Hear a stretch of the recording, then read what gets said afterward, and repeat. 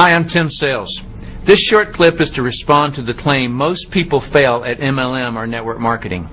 My first thought on this is to question who would make this claim. Please ponder that. It should reveal to you that the person is pretending to be a victim. My guess is someone is simply trying to justify why they quit network marketing or never started. If you looked at the statistics of how many people make money compared to how many don't make money in network marketing, you could draw the conclusion that yes, less people make money than do not. But why people act as though this is any different than anything else is unknown to me, because the same could be said about anything people attempt. By the way, every time I say fail, I want you to picture the word fail in quotes. I'll explain why in a couple of minutes. Factually, most people who open a stock trading account fail at trading stocks. Most people who get into real estate fail at selling even one real estate property. Most people who want to sing at the opera fail. Most people who want to play professional sports fail. Most people who want to start a business fail. Most people who want to play a musical instrument fail. Most people who want to get into shape fail. So while it's true that most people fail at network marketing, it's also true that most people fail at every pursuit. The wise and logical thing to do is not look at the percentage that failed, but to look at what they did to fail versus what people that succeeded did to succeed. For those who have never been in network marketing, please allow me to explain to you how misleading this claim that most people fail actually is. To get into a network marketing company, it typically takes less than $50 to purchase a starter kit, which is all that is required to join a company. And logically, a new person will purchase some products so they'll know what they're selling. So let's say it cost a total of $300 for the products in the starter kit. Now, according to the people who claim that most people fail, if that person who bought their kit stops doing the business at any time in the future, they failed. That's how that statistic is calculated. But get this. In most network marketing companies, if the person quits, they could send the products back within a certain time and get a refund. So their true loss is only the $50 starter kit and maybe a product restocking fee. One of the main network marketing companies will give you a 100% refund on products and the starter kit if returned within 30 days. In fact, you get a 90% refund if you return the products within a full year. Let me put this into perspective for you. A couple of years ago, I watched Tiger Woods playing golf on TV. He was having a blast, and he made it look so easy. So I thought I wanted to play golf. I grabbed my wife and we went to a golf driving range near our house.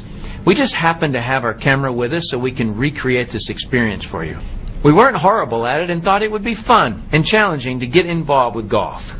We both went down to the local golfsmith store and bought some golf clubs, bags, shoes, balls, and a couple of training books and DVDs. Walked out an hour later having spent $4,000.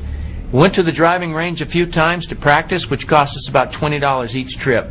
We played a couple of times at a local golf course for about $80 plus $30 to ride in a little golf cart. So it was about $110 each time we played.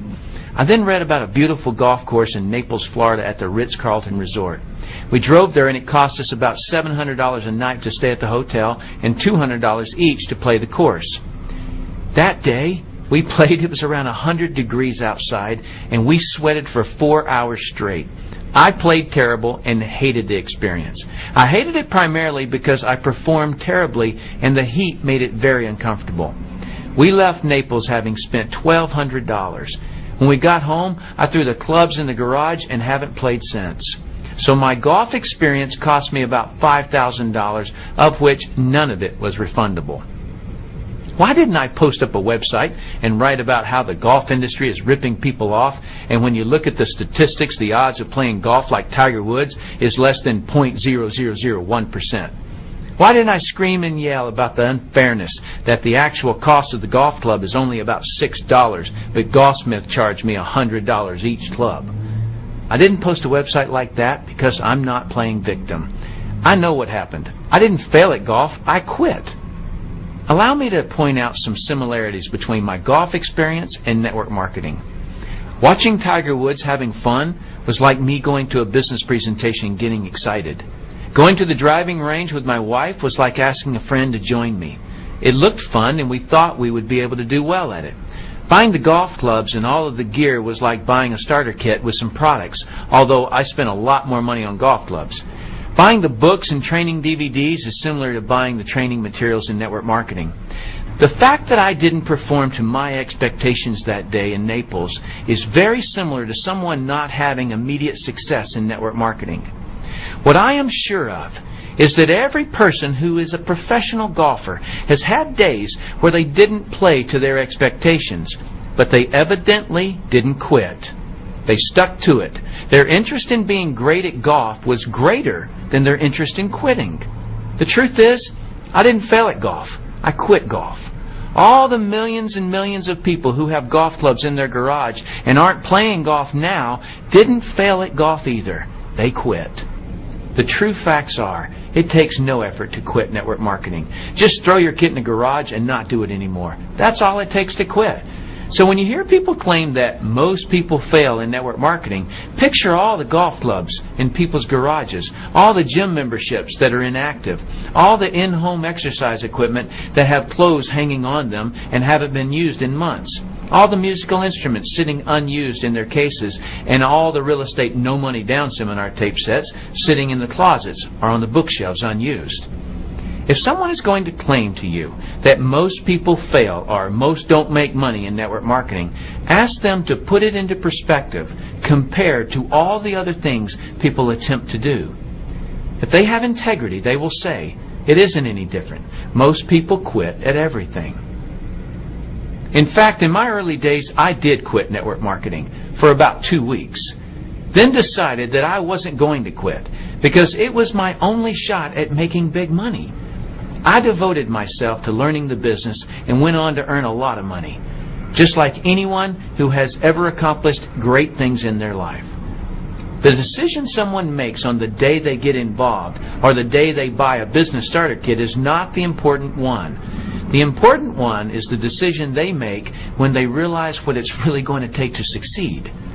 If Tiger Woods could have walked on the golf course and played as well as he does with only a couple of months of practice, Nike wouldn't pay him $100 million to wear their logo. Tiger is great because he worked his guts out. Network marketing isn't any different. Business, very simply, is a person or a company making people's lives better. What one needs to learn to accomplish that in network marketing is communication skills. And communication skills are just like a golf swing. It's something you learn, not something you're born with. My point in having you visualize the word fail in quotes is that people don't fail at things. They quit before they've learned the necessary skills to do them. That's all. So quitting is not the same as failing. While I'm on this issue, let me also comment briefly on the claim your odds of making big money in MLM are slim to none. I'm sorry to be disrespectful to the people who make this claim, but this is an irrelevant claim. If I want to get fit, what are the odds that I actually will? Huh? That seems like an irrelevant question, doesn't it? Why? Because odds have nothing to do with me getting off the couch and tossing the potato chips in the trash. Odds are incorrectly used when performance can alter the odds. If I roll a die, there's no performance involved. So someone can say the odds of rolling a 3 are 1/6. Or if I flip a coin, there's no performance involved. The odds are 50-50. If I buy a lottery ticket, there's no performance involved. Therefore, odds can come into play. But if I'm trying to putt a little white ball into a hole on the golf course, there's performance involved. If I'm trying to build a business, there's performance involved, and odds are irrelevant. Performance is, has been, and always will be based on knowledge and training. That's how anyone gets better at anything. My son asked me a question that I'd love to know how you would have answered. Here's his question. Dad, what are the odds of me making the school golf team? If it was your son, how would you have answered it? Well, my answer was, son, odds have nothing to do with it. Your performance dictates whether you make the golf team, not your odds. Anyone who achieves anything noteworthy in life does so by getting the right training. I suggest you do the same. I'm Tim Sales.